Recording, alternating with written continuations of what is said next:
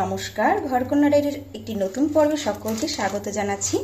দেখুন আমি ইলিশ মাছ কেটে নিচ্ছি, পদ্মার ইলিশ টাটকা। আমি ইলিশ মাছগুলোকে প্রথমে কেটে নিচ্ছি, তারপরে এটা রান্না করা হবে।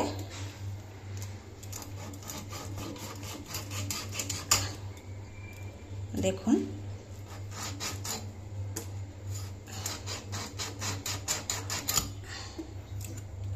এবারে আঁশগুলো তুলে নেব।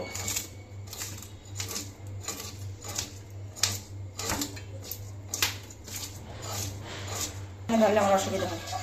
দেখুন আমার মাছের আঁশটা তোলা হয়ে গিয়েছে ভালো করে। এবারে মাছটা কেটে নেব। আর এর আগে আমি আরেকটি মাছ কেটে নিয়েছি, মাছ দুটো আনা হয়েছিল, আরেকটি কেটে নিয়েছি।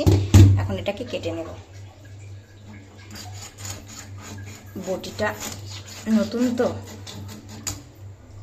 একটু সাবধানে কাটতে হবে। দেখুন মাছগুলো কত সুন্দর, মাছ থেকে রক্ত বের হচ্ছে, তার মানে মাছটা টাটকা।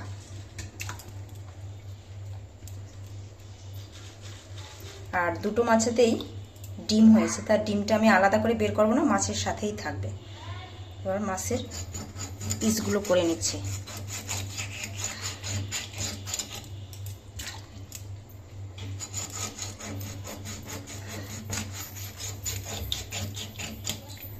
দেখুন মাছের সাথেই ডিম, মাছ থেকে রক্ত ছাড়ছে, কত সুন্দর টাটকা মাছ, পদ্মার ইলিশ।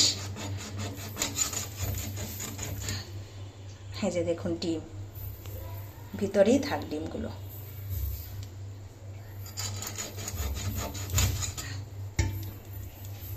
এবারে মাছটা কাটা হয়ে গিয়েছে।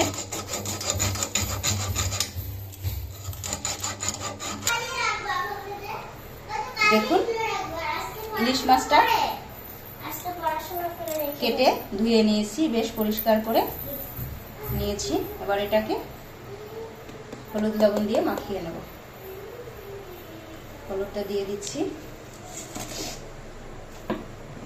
এবারে লবণ দিয়ে দেবো। দেখুন পরিমাণ মতো লবণ দিয়ে দিচ্ছি। হাতে নিয়ে দিলে লবণের পরিমাণটা বুঝতে সুবিধা হয়।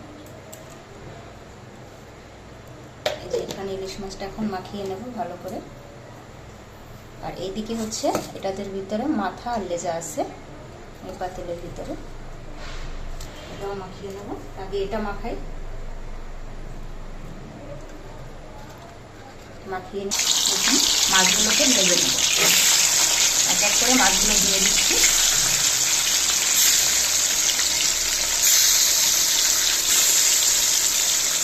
এভাবে করে ইলিশ মাছটা ভেজে নেব।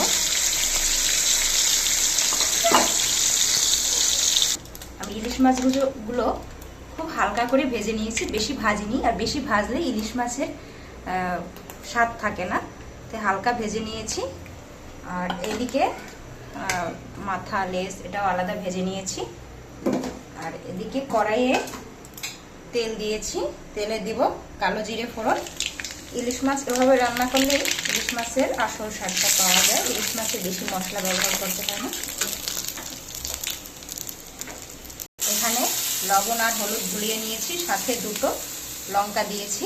এবারে এই যে কালো জিরে ফোড়ন দিয়েছি তেলে, এখানে দিয়ে নেব।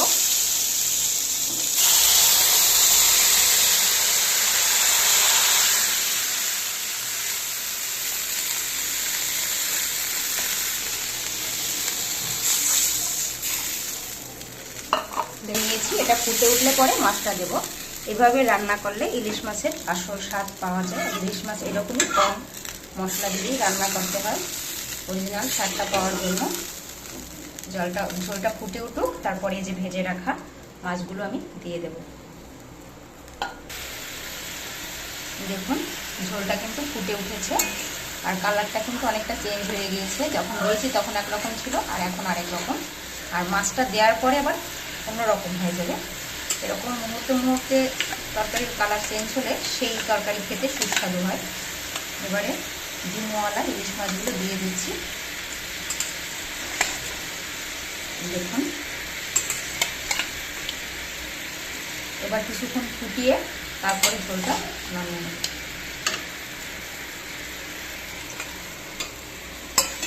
সবটাই দিয়ে দিলাম। দেখুন এখন কিন্তু কালারটা আমার অন্যরকম হচ্ছে, একটু পরে আরও হবে অন্যরকম।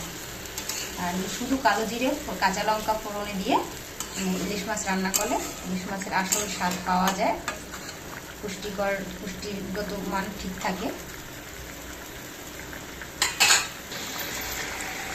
দেখুন আমার ইলিশ মাছের ঝোল রান্না কিন্তু কমপ্লিট হয়ে গিয়েছে। এবার এটাকে নামিয়ে দেব, আর কড়াইয়ের সাথেই কিছু সময় রাখবো ঢাকা দিয়ে, মানে ঝোলটা একটু সেট হওয়ার জন্য। এইভাবে ইলিশ মাছের ঝোল হালকা পাতলা করে খাওয়াই ভালো। এবার এটা ঢাকা দিয়ে তুলে নিয়ে এখানে ভাতটা বসিয়ে দেব। দেখুন এবারে ভাতের হাঁড়ি বসিয়ে দিচ্ছি। এখন আজকে রাতে গরম গরম ইলিশ মাছের ঝোল আর গরম গরম ভাত খাওয়া হবে। ভিডিওটি ভালো লাগলে চ্যানেলটি লাইক সাবস্ক্রাইব শেয়ার করে দিবেন।